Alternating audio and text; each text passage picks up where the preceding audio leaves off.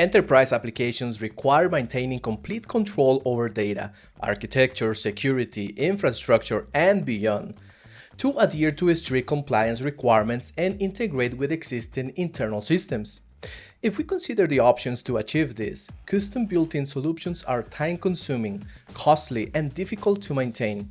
Still, they give you the complete control and governance to fully personalize your applications.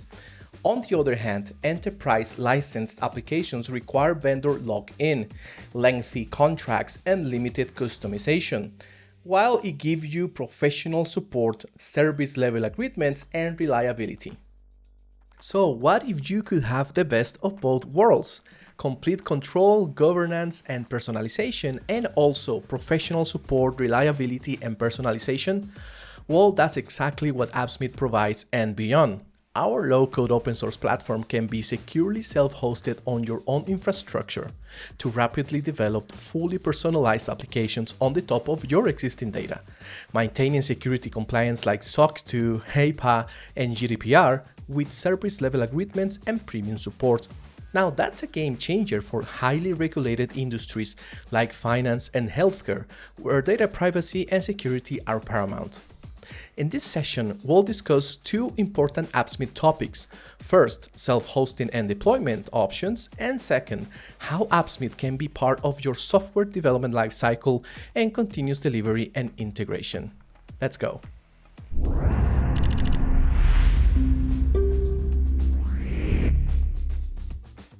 Appsmith's platform agnostic nature means you can deploy on any infrastructure without lengthy setup processes.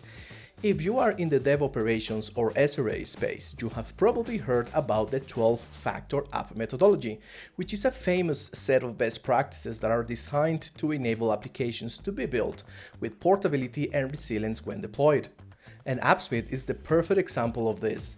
With declarative formats and automation, we minimize configuration errors and streamline onboarding for developers, offering maximum portability between execution environments, enabling continuous deployment for maximum agility, and scaling up without significant changes to the tooling, architecture, or deployment practices.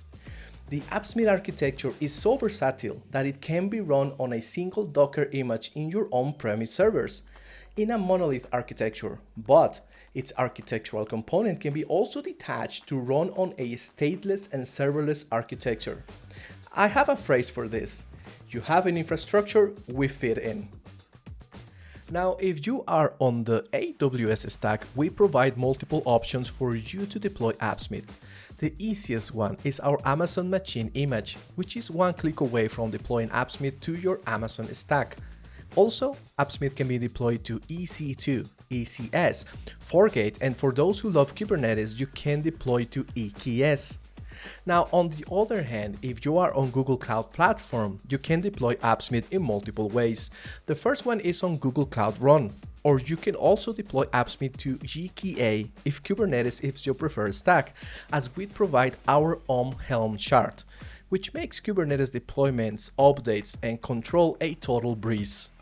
Also, I just published, coming out fresh from the oven, a Terraform file that provides all Google Cloud infrastructure in a single command. This Terraform file will provision everything for you, like cloud storage, file serverless VPC, cloud run services, network configurations, and beyond, to run Appsmith in just a few minutes. You can find this Terraform doc in our community portal. Now, if you are on DigitalOcean, the Appsmith droplet can be found on DigitalOcean's one-click apps marketplace. All you have to do is define your preferred configurations like CPU, memory, storage, and region, and you'll have Appsmith running in your custom domain. Lastly, if you are on Microsoft Azure, Appsmith can be also deployed on Azure container instances, persisting data in Azure Storage Account File Share. This is a simple and efficient way to run Appsmith in Azure Cloud. As you can see, Appsmith, lightweight yet powerful architecture, scales seamlessly across different environments, from Kubernetes clusters to single instances. So don't let infrastructure constraints hold back your innovation. With Appsmith, you are in control. Visit appsmith.com/self-host to explore our comprehensive self-hosting guide for each of these cloud providers and join the ranks of forward-thinking teams who have unlocked the full potential of low-code without compromising on security or flexibility. Now, let's talk dev operations and CI/CD. Often, low-code platforms are treated as separate entities, as SaaS products that can be integrated inside a development lifecycle. And it makes sense, most of these platforms out there can be added to a repository and have automated test or code verification, leading to disjoint processes and potential bottlenecks. Now, imagine a world where your low-code platform isn't just a tool, but a full-fledged member of your development team. A world where every change, every improvement, every deployment is as seamless as pushing a commit. Today, we're not just talking about building applications, we're talking about making Appsmith part of your dev operations workflows, ensuring code quality and maintaining rapid, reliable deployments. Now, we are about to get very technical here, so let's get started. Alright, here I have GitLab and it's already connected to my Appsmith app, but here's the thing, everything is running internally within my private network. I have GitLab running on a private server and I also have Appsmith running in our internal VPC. Because I wanted to show you that literally we can have everything inside our control without leaving the outside world. And it's already connected. So the first thing you will notice is I have this application here, which is pretty much empty. I don't really have much, but I cannot edit it because it's using the protected branch. I can have multiple protected branches. For example, the master branch, which is normally their production application. You can also have like your staging or your pre-production environments to be protected. So no one can actually do changes there manually, because the idea is that everything goes throughout self-control in the code base. For example, pull requests or releases, so everything happens on your Git environment. And as you can see, we can accommodate to any type of workflow. In my example today, I'm going to be using something that I've used in the past and I know a lot of developers use, which is a feature branch workflow. So the whole idea is that we as a team have multiple feature branches. We have our own private environment where we can run Appsmith in our local environment or also use Appsmith in our internal VPC, develop our changes, make all of the changes that we need, and then push to our branch, create a pull request for the develop branch, and notify our project managers or something like that about the changes we just have done. And we're going to have delivery pipelines that's going to validate that the code base is running fine, is going to run linting, is going to run, for example, unit tests, and validate that the build is actually working. So that way the pull request can be approved and then deployed automatically via continuous delivery and continuous deployment to Appsmith, to those protected branches. So the only way that changes gets to the protected branches is via a pull request that is approved, that has CI/CD on it, and is going to be with auto deployment. That sounds very, like very normal workflow in a lot of the companies out there. So the first thing I'm going to do is inside GitLab, I not only have my repository, but I also have my tasks. So I'm going to get assigned tasks using also GitLab. But if your company uses Jira or Trello or Asana or any platform, that's totally fine. But for now, all I wanted to show you is I have an assigned ticket which says that basically I need to create a CRUD events from the database into the internal dashboard. So again, here I have the master branch and we also have the develop branch and the staging branch. Those branches are also protected because again, the only way that code gets there is via a pull request. So the thing is that if I go to my task, I can from this task create a feature branch. So in this case, this is going to be the name of the branch and I can define master or develop or any branch as the base branch.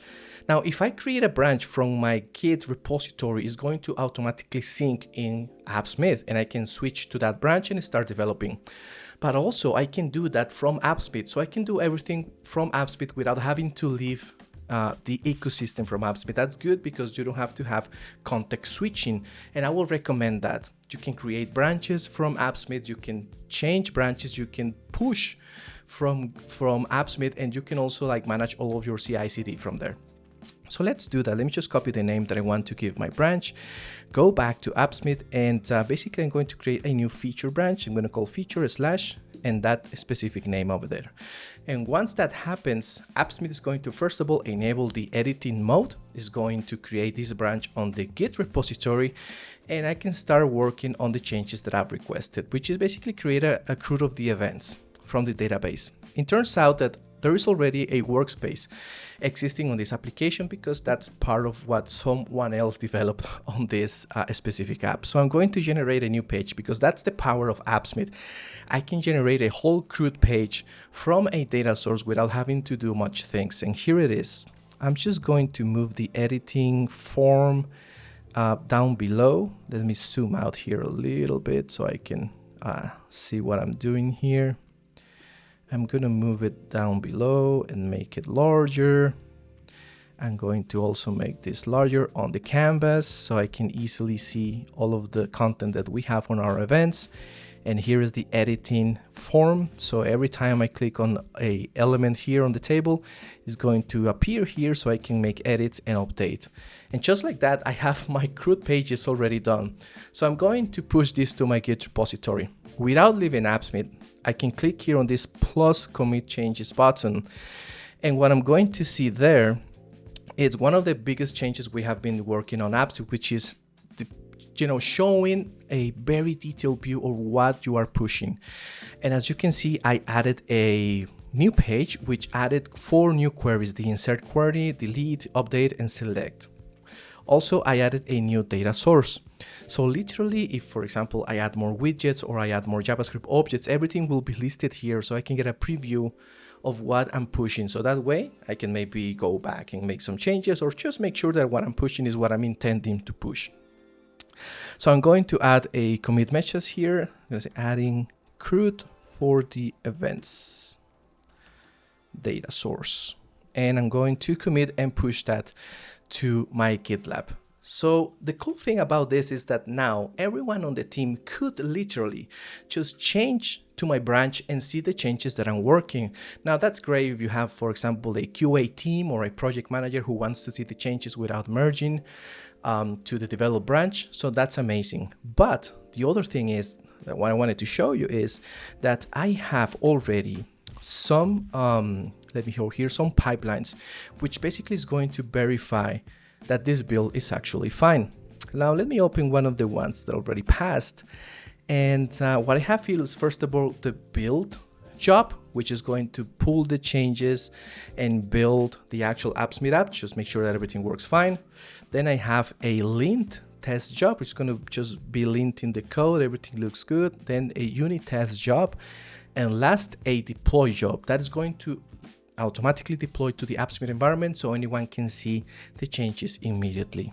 So for example, for this one in specific, if we go to the deploy job, you will see down below at the very end that there is a pull request to the actual environment using the branch as the parameter, the authorization barrier, and it actually works. The application was successfully deployed. So we'll go back to this to see how that works in just a second. But what I did wanted to show you is that you can literally have Appsmith in your development lifecycle, create any type of test. Again, Appsmith is a Docker image. You can run it on your pipelines, on your jobs, verify. You can, for example, create summaries of the changes that you have made. You can create reports to push to your whatever system you are using for reporting. You can also have notifications, for example, to a Slack or to whatever messaging tool you use internally. So here I have the one that I just pushed, which is running. So I would like to wait before I create my pull request to make sure that everything works fine. I'm just going to go back to my code here, my repository, and I'm going to create a pull request from here. And I'm going to not select master because I want everything to go into the develop branch first. That's the first step of my deployment process. Compare branches and continue. I'm going to add a description. I don't have any description. I could assign this to my tech lead, tech manager, or a project manager. We could have reviewers as well. I'm going to select myself as a reviewer. I have a milestone, which is the event management page. And I'm just going to, I could delete the source branch when the merge is accepted or not. I'm just going to keep it for historical reasons. And there you go. Just created a merge request. So once the pipeline is done, which is right now, as you can see, it's going to tell me that, yeah, the pipeline worked. Everything is approved. It seems that this pull request is perfectly ready to merge. So I'm going to merge this already. Let's say I'm your project manager or your technical lead. I reviewed the code. I went to your Appsmith branch and checked that everything worked fine, and also the pipelines is telling me yes, everything is working fine. So that's what happened. So now that I merge this pull request, a new pipeline is going to be running, as you can see, which is going to be applying the changes we just merged into the develop branch. And remember, for me, in my case, the develop environment is also protected because I don't want developers to make changes on the develop branch. I want everything to go via a feature branch. That's one of the principles of a feature branch approved workflow, sorry. And so I'm going to wait a little bit to the pipeline to finish, and we should see the changes that we just approved in Appsmith without having to even refresh the page. So let's wait for this pipeline to finish.